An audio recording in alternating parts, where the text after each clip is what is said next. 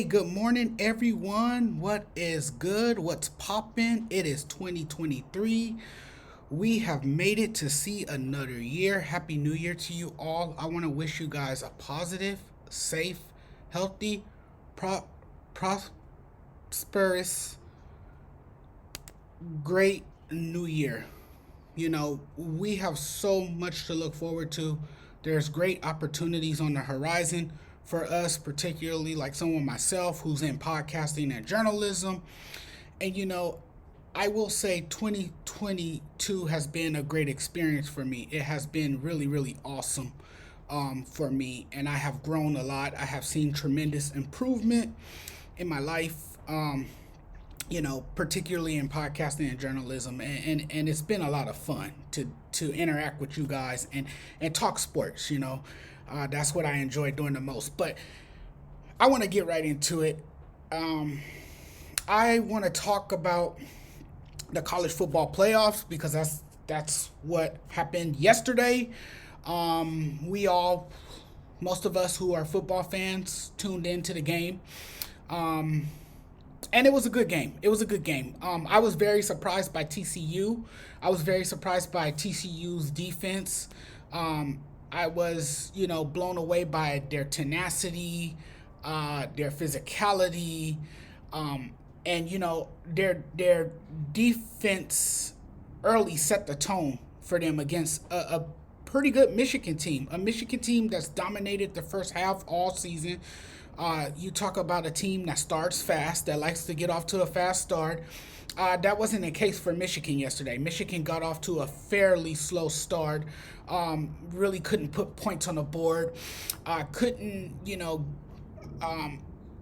get off to an explosive start like they do well. And a lot of it was because of miscues. Miscue after miscue after miscue. They weren't able to settle in, and we saw that yesterday. And TCU, I mean, it feels like a Disney movie, right? TCU feels like a Disney movie. It really does. And it's ironic that I say that because I'm wearing a Disney Dad shirt today. Me and my daughter and my fiance, we are going to see Disney on Ice later today, so that's why I'm wearing this attire. So it's quite fitting that we're talking about TCU, who's had a magical season. They had one hell of a year, almost finished the season perfect. They flirted with perfection until the final game of the season. And Max Duggan, after that game, he was so hurt. You heard him in the press conference. He wanted to win that game so bad. I'm sure he feels like he has redeemed himself in this game against Michigan. I mean, this is a huge win over Michigan. This is a great win. Number 3 TCU pulled off the greatest upset in college football playoff history against number 2 Michigan. And Michigan were favorites coming into this game. I had Michigan winning. I thought Michigan would actually blow it away. I didn't think this game would be as close as it was, and TCU, they toppled number 2 Michigan. 51-45 was the final score for the biggest upset again in college football history. And one of the most exhilarating semi-final games the format has seen since the playoffs made its debut in 2014. The Horned Frogs, they were 8-point underdogs at kickoff of the 2022 Fiesta Bowl. And this is a team that has shown resilience all year. So resiliency has defined them and who they are as a team. That's been their DNA to mount comebacks. They didn't need to mount a comeback because they got off to a fast start. They took a 14 point lead to begin the game. And if someone was to tell me the score at that moment, I wouldn't have believed you. I really wouldn't have believed you. Like I said, all year they have been playing from behind. They have had a handful of second half deficits during the regular season and found ways to win football games in dramatic fashion. Yesterday, all they had to do was rely on their defense to keep Michigan from uh, making the night a crazy one, and they did just that. Yeah, they did just that. But TCU is absolutely amazing. They let the world know that they're here to play, that they belong, that they belong on the big stage, and they made the best of the moment. They really made the best of the moment. TCU remains one of the best stories of 2022, now 2023, as we flip the calendar to 2023. And Sonny Dykes, since he has taken over the team, the team has uh, kind of got back into a rhythm. They had lost footing as a Big 12 title contender and a roster that found itself on the outside, kind of looking in. But of course, Dykes flipped, the script. This team started looking like a contender again, and look where they are. Look where they are now. Um, this team has won shootouts and also low scoring grinders. TCU has been doubted and talked about as a, a not a non contender, all season long, despite they have proved time and time again that they are one of the best teams in the country. They're one of the most exciting teams in the country. They have a great quarterback who's absolutely poised, who's overcame so much to get to where he is today, who has responded through adversity.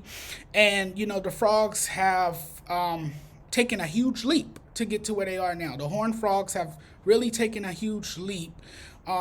Michigan, on the other hand, I thought it was going to be a blowout from early on because Michigan's running back uh, Donovan Edwards broke free on a 54-yard run on the first play of scrimmage. So I thought Michigan was going to dominate the scrimmage, the line of scrimmage for much of the game. Turns out I was wrong about them. Um, it seemed to kind of foreshadow the potential for Michigan's offense to continue its trend of riding an explosive ground game, which they've done so well all season. They have pounded the ball on the ground, but then it got a little too cute. The tide turned when Michigan was stopped on a fourth down, on a fourth and goal. They were denied in their attempt to run its version of the Philly special that involved McCarthy as the intended receiver, of course, with tight end Colston Loveland looking to throw a touchdown pass. It wasn't well executed. They were denied of the end zone, and I think that was the huge momentum swing right there. TCU quickly turned the entire momentum of the game with his first pick six as well. McCarthy, looked out of character in this game. Didn't do a good job taking care of the football. Michigan didn't do a good job of taking care of the football. And their miscue set the tone for TCU. And that's how TCU was able to kind of find a cushion in the game and lead by at least a pair of touchdowns. TCU, as we talked about moments ago, it is a beautiful story. It's a very beautiful story. It's a touching story. You can actually turn this into a movie. Prior to Saturday's victory in the Fiesta Bowl, the Big 12 had an 0-4 record in playoff games with all four losses coming in Oklahoma in the semifinals. Coming from Oklahoma in the semifinals, excuse me. So TCU records the Big 12's first college football playoff win. They made history in a big way. and their breakthrough has been the most notable for Dykes and the program itself. What a breakthrough year it has been for TCU. TCU looks to continue. Now they will have their hands full against a very good Georgia Bulldog team that you can say escaped against Ohio State in yesterday's game. They got by big time in that game, but they won it, and all it takes is one point to win a ball game. And someone messaged me. I posted how shocked I was to see that Michigan was down by 2 touchdowns early, and some guy commented on one of my posts, and he said that he wasn't really surprised because Jim Harbaugh has had many woes, particularly in big games, and Michigan plays in a big house, but struggle in big games, it seems.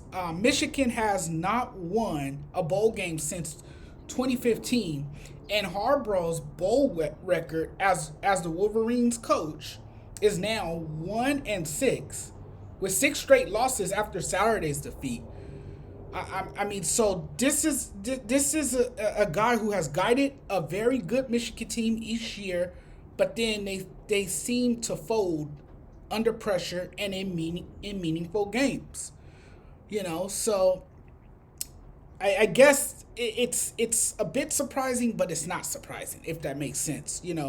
But Michigan has been one of the most dominant teams all year. They were heavy favorites coming in. TCU were underdogs. Congratulations to TCU, the TCU Horned Frogs, on a successful season and a gratifying win yesterday. Gratifying win. Great job by Sonny Dykes and that coaching staff. Tremendous year it's been for Max Duggan and the quarterback. And the defense, man, D. Winters, man, he was flying all over the field, coming up with some big defensive stops, and they came up with timely stops when they needed them, and everything just went their way. Everything went TCU's way. But the big thing for TCU was their defense early and their ability to, get stops, particularly on third downs, and get their offense back on the field. And Michigan's defense clearly didn't show up.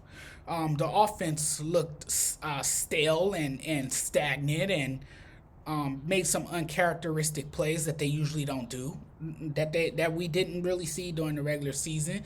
And I understand why Jim Harbaugh decided to go for it on fourth down early in the game, because Michigan has been successful on fourth downs all season. I believe they are the best team. They were the best team in the country on fourth downs. So, I mean, I understand why he betted on his team that they can move the chains and score a touchdown on that drive, but it didn't happen. Just an unusual turn of events in the game. A little bit. It was a bit bizarre, to say the least, because, like I say, TCU is usually the team that's playing from behind, and Michigan is usually a team that gets off to a hot start. It was the other way around. But a great game.